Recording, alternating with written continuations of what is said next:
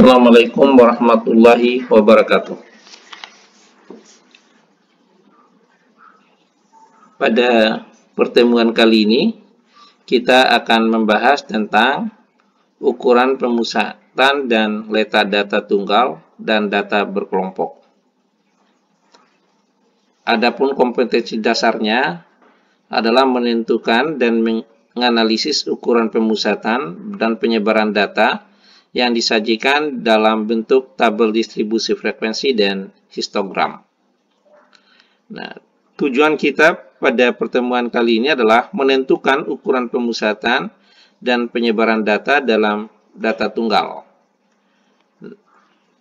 Nah, pada pertemuan ini pula lebih ditekankan pada nilai rata-rata data tunggal.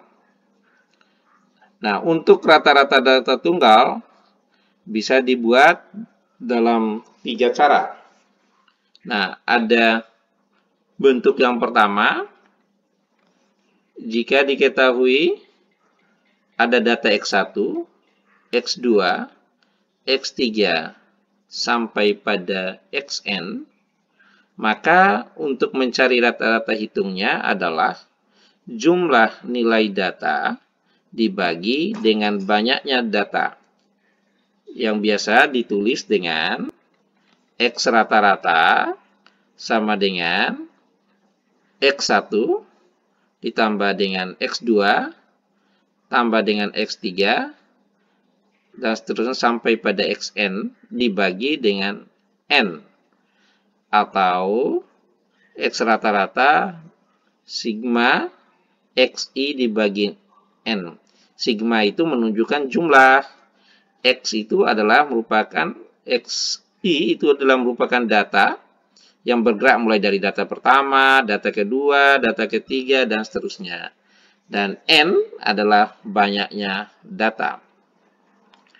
Nah, untuk memudahkan kita akan perhatikan contoh ini. Nah, misalnya tentukan rata-rata hitung dari ulangan 5 orang siswa. Dari 5 orang itu ada yang dapat nilai 8, ada nilai 7, ada nilai 9, ada nilai 5, dan ada yang dapat nilai 6. Nah, dengan menggunakan rumus rata-rata, maka kita akan lihat bahwa X rata-rata itu nilai yang diperoleh siswa itu adalah 8, 7, 9, 5, dan 6 itu dijumlahkan. Jumlah 8 tambah 7 tambah 9 tambah 5 tambah 6. Dibagi dengan banyak data. Berapa orang pesertanya? Ada 5. Dibagi dengan 5. Sekarang dijumlahkan. Pada pembilang 8 tambah 7 tambah 9 tambah 5 tambah 6 itu jumlah 35. Dibagi dengan banyaknya siswa ada 5. Berarti 35 bagi 5 itu sama dengan 7. Nah, kemudian ada bentuk yang kedua, jika seandainya data itu berulang.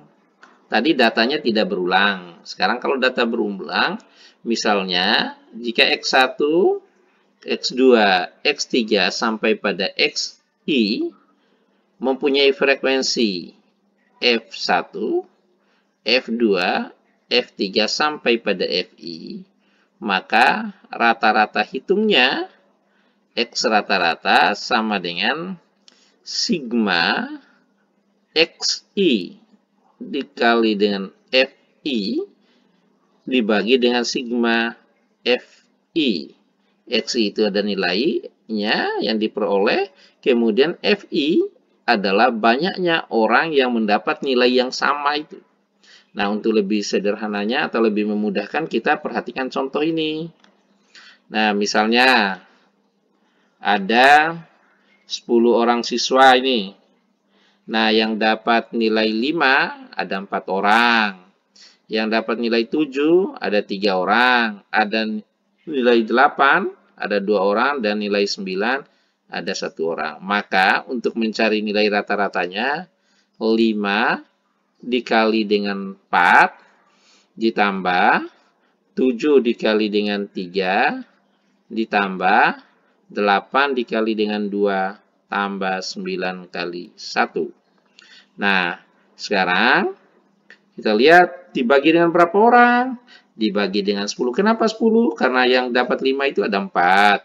Yang dapat 7 ada 3. Yang dapat 8, 2.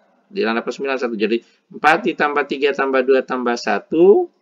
Nah, itulah nilainya 10. Nah, sekarang jadi 5 dikali 4. 20. 7 dikali 3, 21. 8 kali 2, 16. Dan 9 kali 1 sama dengan 9. Sehingga pembilangnya kalau kita jumlahkan, 20 tambah 21 tambah 16 tambah 19, nilainya 66.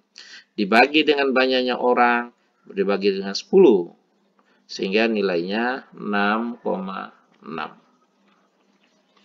Nah, ada yang bentuk yang berikutnya. Bentuk yang ketiga. Bentuk yang ketiga ini bentuk rata-rata gabungan yang biasanya itu hanya menggunakan soal cerita. Jadi soal-soal cerita itu biasanya gunakan rata-rata gabungan, yaitu konseptual. Nah, misalnya jika F1 bilangan mempunyai rata-rata M1, kemudian F2 bilangan mempunyai rata-rata M2, F3 bilangan mempunyai rata-rata M3, dan seterusnya sampai pada FI mempunyai rata-rata MI. Maka rata-rata adalah FI dikali dengan MI, rata-rata yang pertama. Kemudian rata-rata yang kedua, F2-nya dikali dengan rata-rata yang kedua. Kemudian nilai F3 dikali dengan rata-rata yang ketiga, dan seterusnya. Kita FI dikali dengan MI dibagi dengan FI. Ya, dibagi dengan FI. Atau rata-rata sama dengan sigma FI MI dibagi dengan sigma FI. Jadi sekali lagi saya ingatkan, kalau tanda sigma berarti itu menunjukkan jumlah. Setiap ada tanda sigma berarti kita disuruh untuk menjumlahkan. Nah, untuk lebih mudahnya kita memahaminya, rumus itu kita perhatikan contoh soal ini. Misal, hasil ulangan matematika kelas 12 IPA 1, IPA 2, IPA 3, dan IPA 4. Masing-masing terdiri dari 20 siswa, 30 siswa, 28 siswa, dan 25 siswa. Jika nilai rata-rata kelas 12 IPA 1 adalah 80, IPA 2 adalah 75, IPA 3 adalah 90, dan IPA 4 adalah 78. Tentukan nilai rata-rata gabungan keempat kelas tersebut. Maka kita bisa jawabnya X rata-rata. Nah, dilihat dulu IPA 1. Berapa siswanya? Oh, ada 20. Kemudian rata-ratanya berapa? 80. Berarti 20 dikali 80. Demikian juga pada IPA 2. IPA 2 jumlah siswanya ada 30. Rata-ratanya 75. Kemudian IPA 3 jumlah siswanya 28. Rata-ratanya 90. Kemudian IPA 4 jumlah siswa 25. Rata-ratanya 78. Nah, dibagi dengan jumlah siswa masing-masing kelas.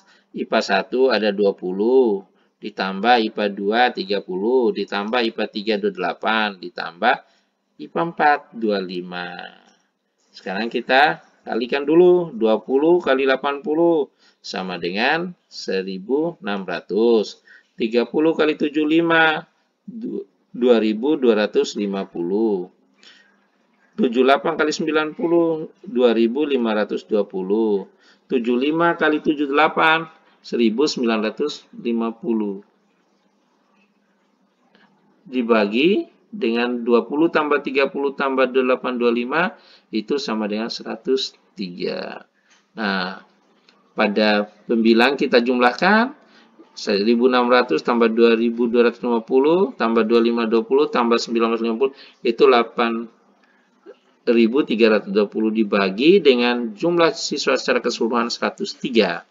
maka kita akan dapat nilai rata-rata hitungnya adalah 80,78. Demikianlah pertemuan kita pada hari ini. Terima kasih. Assalamualaikum warahmatullahi wabarakatuh.